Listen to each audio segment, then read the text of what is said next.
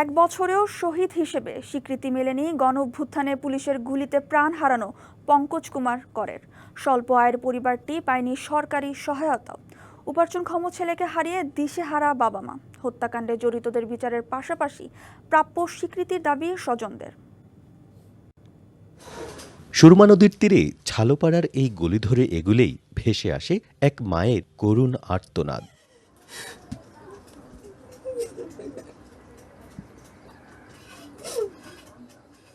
নারী ছেঁড়া ধন, না ফেরার দেশে পাড়ি জমিয়েছে বহুদিন হয়, তবু ফ্রেমে বাঁধা ছবি জড়িয়ে চাপা কান্না যেন বলছে, খোকা তুই ফিরে আসবি না।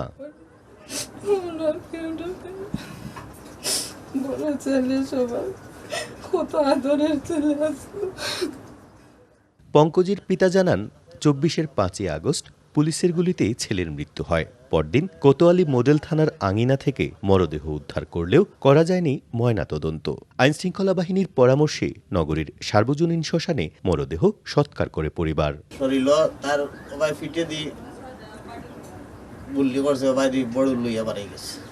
ছাত্র মনে করিয়া তার খুব টর্চার করছে, বেরিয়ে মারছে কিন্তু।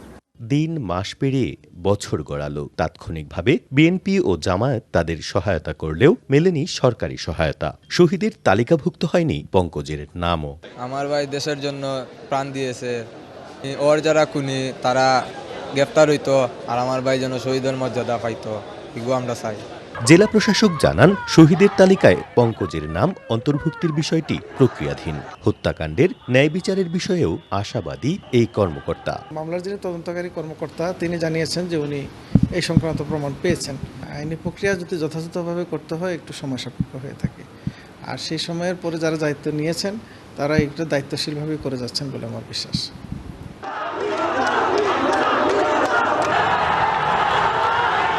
৫ আগস্ট এই স্থানেই দুপুরের দিকে গুলিবিদ্ধ হয়ে মারা যায় পঙ্কজ। পরদিন ঠিক সামনেই কোতোয়ালি থানা থেকে তার মরদেহ উদ্ধার করে তার বাবা। সেই কথা মনে হলে এখনও আতঙ্কে মূর্ছা যায় তার পরিবার। তাদের অন্তিম চাওয়া, পঙ্কজ যেন রাষ্ট্রীয় শহীদি মর্যাদা পায়। প্রত্যুষ তালুকদার, ডিবিসি নিউজ, সিলেট। চট্টগ্রামের রাউজানে বিএনপির দুই গ্রুপের লাগাম টানা যাচ্ছে না কোনোভাবেই। গিয়াসউদ্দিন কাদের চৌধুরী ও গোলাম আকবর খন্দকার সমর্থকদের লড়াইয়ে উত্তপ্ত গোটা এলাকা। সম্প্রতি পদ স্থগিত হয় গিয়াসউদ্দিনের, বিলুপ্ত হয় কমিটিও। এক বছরের সহিংসতায় ১৩ হত্যাকাণ্ডের 10টি রাজনৈতিক, অধিকাংশের নেপথ্যে আধিপত্য বিস্তার, চাঁদাবাজি আর জায়গা দখল। গত মঙ্গলবার বিএনপির দুই পক্ষের সংঘর্ষে রণক্ষেত্র হয়ে ওঠে রাউজানের সত্তারঘাট এলাকা। চলে গাড়ি ভাঙচুর, দেয়া হয় আগুন। বিএনপির চেয়ারপারসনের উপদেষ্টা ও সদ্য বিলুপ্ত উত্তর জেলা বিএনপির আহ্বায়ক গোলাম আকবর খন্দকার এবং সাবেক ভাইস চেয়ারম্যান গিয়াসউদ্দিন কাদের চৌধুরীর অনুসারীদের সংঘাতে গুলিবিদ্ধ হন গোলাম আকবর। তারা প্রায় ৫০-৬০ জন লোক ইট পাটকেল নিক্ষেপ করতেছে, লাঠি সোটা নিয়ে এগিয়ে আসতেছে।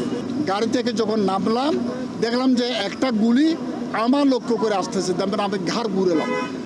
অভিযোগ, গোলাম আকবর খন্দকারকে হত্যার উদ্দেশ্যে গুলি চালায় গিয়াস অনুসারীরা। গোলাম আকবর খন্দকারকে তারা সহ্য করতে পারে না। গোলাম আকবরের জনপ্রিয়তা তারা শঙ্কিত, সেখানে গোলাম আকবর খন্দকারকে যে কোনোভাবে তারা মোকাবেলা করার জন্য, তারা প্রতিহত করার জন্য তারা গুলি করেছে আমাদের নেতার পর। কাদের সঙ্গে সামান্য ডিস্টেন্সে বেঁচে গেছে আর কি। সংঘর্ষের পর বিলুপ্ত করা হয় জেলা বিএনপির কমিটি। পদ হারান গিয়াস কাদের চৌধুরীও। আমি মাঠে রাজনীতি করি, আমি মাঠে থাকার চেষ্টা করি। যে সিদ্ধান্ত নিয়েছে আমার সেই পার্টির সিদ্ধান্ত আমি মাথা নত করে নিয়েছি। সময় প্রমাণ করবে ওয়েদার সিদ্ধান্তটা সঠিক ছিল কি সঠিক ছিল না। গেল ৫ই আগস্টের পর সহিংসতায় চট্টগ্রামের রাউজানে মোট ১৩টি হত্যাকাণ্ড হয়। এর মধ্যে 10টি রাজনৈতিক হত্যাকাণ্ড। আর বিএনপির দুই পক্ষের শতাধিক সংঘর্ষে গুলিবিদ্ধ হয় ৩০০-র বেশি মানুষ। Mujibul Haque, DBC news, Chittagong. প্রায় ৩০ বছর জলাবদ্ধতায় বসবাস কুমিল্লার চাঁদপুর এলাকার লক্ষাধিক মানুষের। এতে ব্যাহত হচ্ছে নগরবাসীর স্বাভাবিক চলাচল। বিশুদ্ধ পানি সংকটের পাশাপাশি মানুষ আক্রান্ত হচ্ছে পানিবাহিত রোগেও। স্থানীয়দের অভিযোগ, পুরাতন গোমতী নদীতে বাঁধ দিয়ে মৎস্য চাষের নামে পানি নিষ্কাশন বন্ধ করায় এই জলাবদ্ধতা। জলাবদ্ধতার দুর্ভোগ পিছু ছাড়ছে না কুমিল্লার আদর্শ সদর উপজেলার পাঁচথবি ইউনিয়নের ৮ ও ৯ নং ওয়ার্ডের লক্ষাধিক মানুষের ৩ দশক ধরে ভোগান্তি পোহাচ্ছেন তারা। বিশুদ্ধ পানির চরম সংকটে চর্মরোগ, পেটের পীড়াসহ নানা রোগে ভুগছেন সবাই। শিক্ষার্থীদের স্কুল কলেজে যেতে এবং রোগীদের চিকিৎসকদের কাছে নিতেও পড়তে হয় দুর্ভোগে। এছাড়া বাড়ছে ডেঙ্গুর ঝুঁকিও। এলাকাবাসীর অভিযোগ, পানি নিষ্কাশনের পথ বন্ধ করে প্রভাবশালীদের মাছ চাষের কারণেই সারা বছর পানিতে ডুবে থাকে এলাকাটি।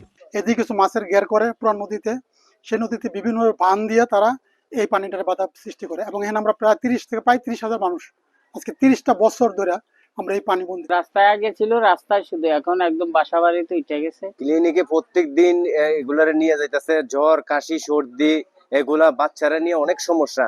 জলাবদ্ধতার কারণে অনেকে নিজেদের বসত বাড়ি ছেড়ে বাসা ভাড়া নিয়ে বাস করছেন অন্য এলাকায়। অনেক কষ্ট হইতেছে মানুষের, মুরব্বীদের নিজেরও বাড়িতে পারতেছে না, বুড়া বয়স্ক মানুষ তারও চলাফেরি করতে পারতেছে না। বর্ষার পর অধিকাংশ সময় আমরা এই জলাবদ্ধতার শিকার।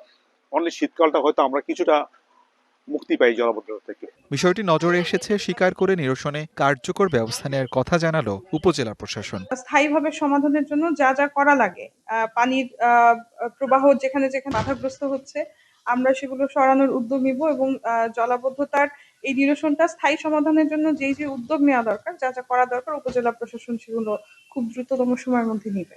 জলাবদ্ধতার দুর্ভোগ থেকে মুক্তি দিতে দ্রুত ব্যবস্থা নেওয়া হবে প্রত্যাশা নগরবাসীর। DVC news desk. ৩৫ বছর পর আগামী ১৫ সেপ্টেম্বর রাজশাহী বিশ্ববিদ্যালয় কেন্দ্রীয় ছাত্র সংসদ নির্বাচন হতে যাচ্ছে। নির্বাচনকে স্বাগত জানিয়েছে ছাত্র শিবির। অন্যদিকে ছাত্রদল চায় সকলের অংশগ্রহণমূলক নির্বাচন, আর ভোট কেন্দ্র আবাসিক হল থেকে একাডেমিক ভবনে নেওয়ার দাবি জানিয়েছে বাম সংগঠনগুলো। ১৯৬২ সালে চালু হয় রাজশাহী বিশ্ববিদ্যালয় কেন্দ্রীয় ছাত্র সংসদ রাকসু। ১৯৬৩ সালে অনুষ্ঠিত হয় প্রথম নির্বাচন। এরপর ১৪ বার নির্বাচন হলেও ১৯৮৯ সালের পর আর হয়নি। শিক্ষার্থীদের দীর্ঘদিনের দাবি ছিল রাকসু নির্বাচন দেওয়ার। অবশেষে সোমবার ঘোষণা হয় নির্বাচনের তফসিল। আমরা ইতিমধ্যে তফসিল ঘোষণা করেছি। আরেকটা বিষয় হলো যেটা, যে ছাত্র সংগঠনের সঙ্গে আমরা বসেছি। রাজশাহী বিশ্ববিদ্যালয়ে যতগুলো ছাত্র সংগঠন রয়েছে, ছাত্র সংগঠন শুধু নয়, অন্যান্য যে ধরনের সংগঠনগুলো রয়েছে তাদের সবার সঙ্গে বসেছি এবং তারা সবাই একমত পোষণ করেছে যে না, তারা নির্বাচনে আসবে। তফসিল অনুযায়ী ১৪ আগস্ট ভোটার তালিকা প্রকাশ, ১৭ আগস্ট মনোনয়ন বিতরণ এবং ২ সেপ্টেম্বর মনোনয়ন প্রত্যাহারের শেষ দিন। এছাড়া ৪ সেপ্টেম্বর প্রকাশ করা হবে প্রার্থীদের চূড়ান্ত তালিকা।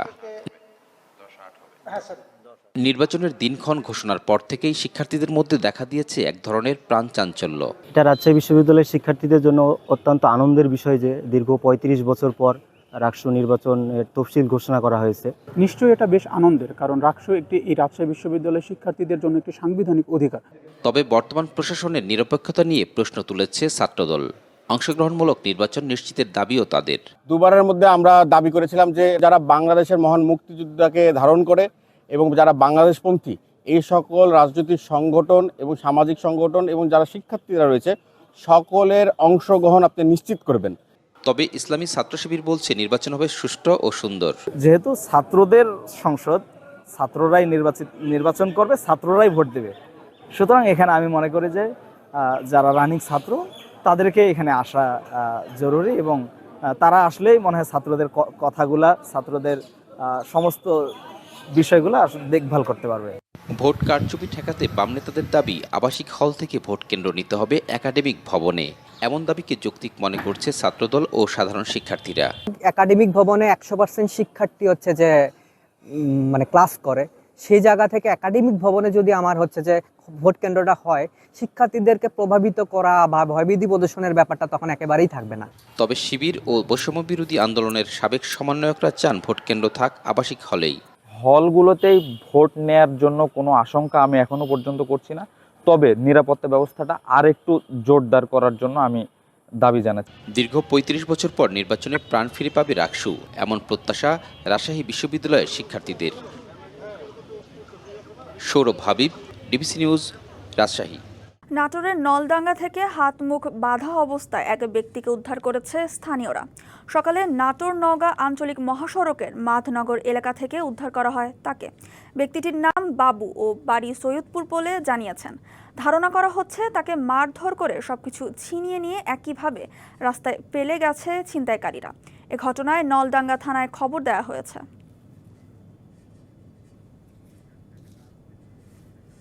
মেহেরপুরে বেড়েছে চুরি, ছিনতাই ও ডাকাতি আতঙ্ক। ব্যবসা প্রতিষ্ঠান, ব্যাংক, বাসাবাড়ি ও রাজনৈতিক কার্যালয়ে কাফনের কাপড় ও ককটেলের সাথে রাখা হচ্ছে চাঁদার হুমকির চিরকুট।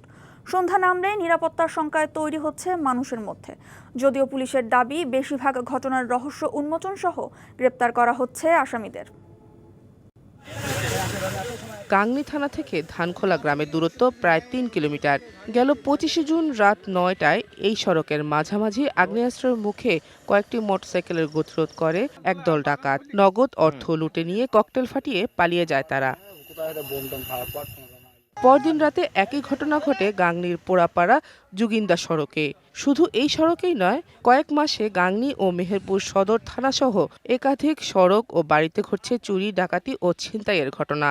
রাতের লেজার লাইটে পুলিশ ছাড়া, প্রশাসন ছাড়া কেউ মারে না। প্রশাসন ভাবে আমরা দাঁড়াই, সেখানে দাঁড়ানোর পর ছিনতাই করে নিল। থানা কোনো প্রোটেক্ট না দেওয়ার কারণে আমাদের এই রাস্তাটাতে মাঝে মধ্যে ককটেল বিস্ফোরণ করে, বোমা বিস্ফোরণ করে ডাকাতি করা হচ্ছে। আমি যখন রাত ৮টা বা সন্ধ্যার পরে যখন আমি এখান থেকে আমার বাসার উদ্দেশ্যে রওনা দিই, আমি নিজেই সন্দিহান আমার বাসায় আমি আমার বাচ্চাদের সামনে নিয়ে যেতে পারবো কিনা। রাতের আধারে রাজনৈতিক দলের কার্যালয়ে রাখা হয় ককটেল, আর ব্যবসা প্রতিষ্ঠানে ককটেল ও কাফনের কাপড় সহ রাখা হয় চাঁদার দাবিতে হুমকির চিরকুট। আতঙ্কিত রাজনৈতিক দলের নেতাকর্মী ও ব্যবসায়ীরাও। সবসময় আমার কাছে নগদ কিছু টাকা থাকে, আমরা সবাই আতঙ্কে। তবে এটা নিয়ে 2বার পুলিশকে জিডি করা হয়েছে, এখনো কোনো পদক্ষেপ আসেনি। মানুষ এই বোমা রাখার কারণে খুব আতঙ্কিত হয়েছে। তারা এই জায়গাতে আর মানুষ আসতে চাচ্ছে না, কখন কি ঘটে। নাগরিক সমাজের প্রতিনিধিরা বলছেন, দোষীদের আইনের আওতায় না আনতে পারলে বেড়ে যাবে অপরাধ প্রবণতা। যেটা এর আগে 2010 সালে ঘটেছিল এবং সেটা যাতে আবার পুনরাবৃত্তি না ঘটে, সেক্ষেত্রে আইনি পদক্ষেপ নেওয়া জরুরি দরকার। আর প্রতিটি ঘটনার রহস্য উদ্ঘাটন ও আসামিরা গ্রেপ্তার হওয়ায় আইন শৃঙ্খলা পরিস্থিতি স্বাভাবিক রয়েছে বলে দাবি পুলিশের। এখানে এলাকাবাসীর আতঙ্ক হওয়ার কিছু নেই। এখানে আমরা মেহেরপুর জেলার পুলিশ অনেক আগে থেকেই স্বাভাবিক কর্মকাণ্ডে আছি। এখানে বাংলাদেশ সেনাবাহিনী এখানে দিন রাত সবসময় কাজ করে যাচ্ছে আমাদের সাথে। আমরা একসাথে তাদের সাথে টহল করে আসছি। 2024 সালের 5ই আগস্টের পর থেকে 66টি ঘটনার রহস্য উদ্ঘাটন সহ 144 জনকে গ্রেপ্তার করেছে পুলিশ। DBC news desk. বাবুই পাখি প্রকৃতিগতভাবে মগডালে বাসা বেঁধে বসবাস করে, কিন্তু সময়ের বিবর্তনে ঝিনাইদহের বিভিন্ন এলাকায় এরা বাসা বাঁধছে লোকালয়ের নিকটবর্তী ছোট ছোট গাছে, যা পাখিদের জীবন নিয়ে তৈরি করছে শঙ্কা। প্রাণীবিদরা বলছেন, বাবুই পাখির অভ্যাসের অভিযোজনের কারণেই এমনটি হচ্ছে। ঝিনাইদহের কোটচাঁদপুর উপজেলার রঘুনাথপুর গ্রামের আমেরিকান সড়ক, দুপাশে ফসলি ক্ষেত, রাস্তার পাশে ছোট ছোট বাবলা গাছ। ছোট আকৃতির কয়েকটি গাছে গেল কয়েক বছর ধরে বাসা তৈরি করে আসছে বাবুই পাখি। নিরাপত্তা ও প্রকৃতিগত বৈশিষ্ট্যের কারণে অন্য গাছের তুলনায় তাল গাছে বাসা তৈরি করতে পছন্দ করে বাবুই। কিন্তু অতিরিক্ত গাছ কাটার ফলে এখন সারা দেশেই কমেছে তাল গাছের পরিমাণ, কমছে বাবুই পাখিও। তবে বাংলাদেশে থাকা বাবুইয়ের মধ্যে কয়েকটি জাত প্রায় বিলুপ্ত হলেও সাম্প্রতিক বছরগুলোতে আবার লোকালয়ে দেখা মিলছে বাবুই পাখির। ফসলি ক্ষেতের পাশের ছোট গাছ কিংবা লোকালয়ের পাশে ছোট আকৃতির তাল গাছে বাসা তৈরি করছে বাবুই। দিন দিন বাড়ছে নিচু জায়গায় বাসা তৈরির প্রবণতা। নিচু জায়গায় বাসা তৈরির প্রভাব পড়তে পারে বাবুইয়ের বংশবৃদ্ধিতে ধারণা স্থানীয়দের। তারা ছোট ছোট ঝোপঝাড়ে বাসা বাঁধতে গিয়ে বিপদের সম্মুখীন হচ্ছে। অনেকেই আছে এগুলো বাসা ভেঙে দেয় শয়তানি করে। সরকারি যে রোড আছে সেই রোডে পিলার পিতে সীমানা প্রাচীর করা উচিত, যে এই গাছগুলো না কাটে। আর প্রাণীবিদরা বলছেন, অভ্যাসের অভিযোজন ঘটেছে পাখিদের মাঝে।